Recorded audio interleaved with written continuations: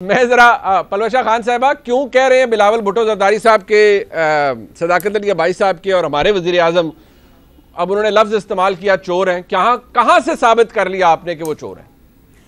شکریہ منیر صاحب. دراصل آپ نے بھی اور ہم نے بھی الجبرا پڑھا ہوتا ہے، اس میں ایک لگاتے ہیں نا، جب تھیرم ایک شخص لگاتا ہے تو جواب وہی آتا ہے، جو دوسرا لگائے تو بھی جواب وہی آتا ہے. تو جو ہمیں ایکویشن سکھائی تھی نا خان صاحب نے، یوزنگ دیٹ ایکویشن بلاول صاحب نے یہ جو ہے تھیرم جو ہے جو خان صاحب کا دیا ہوتا ہے اس کو پروو کیا ہے.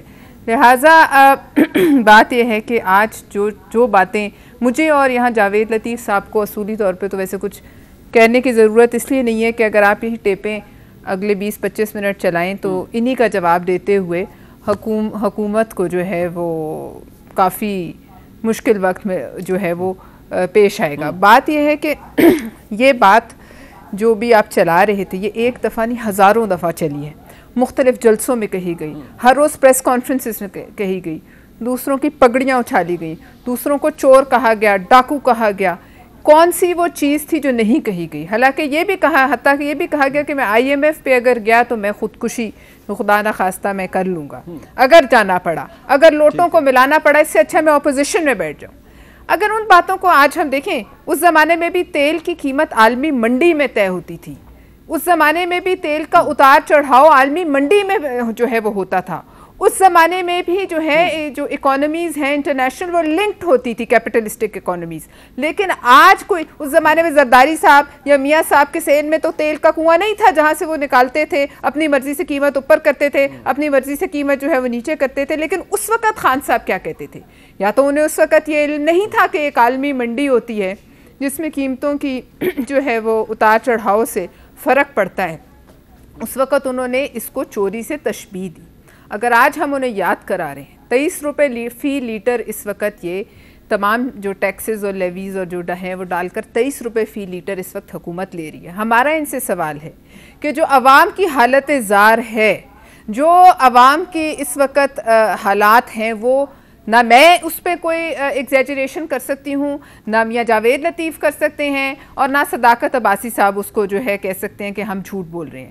تو ان حالات میں آپ کے پاس وہ کیا ایسا فارمولا ہے؟ 700 لوگوں نے ان کی تقریر سنی ہے، انہوں نے اعتراض کوئی نہیں کیا. بھائی صاحب وہ مریخ میں ہوگی، وہ پاکستان میں نہیں ہو سکتی. انہوں نے کہا ہے وزیر اعظم ایماندار ہے. پلوشہ خان صاحبہ کر رہے ہوں گے. پلوشہ خان صاحبہ آپ لوگوں کی لیڈرشپ ہے کرپشن سے اٹی ہوئی. نہ کرپشن سے اٹی ہوئی تھی یا نہیں تھی، لیکن ایک بات بتاؤں، لوگ نہیں مرتے تھے، اتنا ظلم نہیں تھا جو آج ہوا ہے.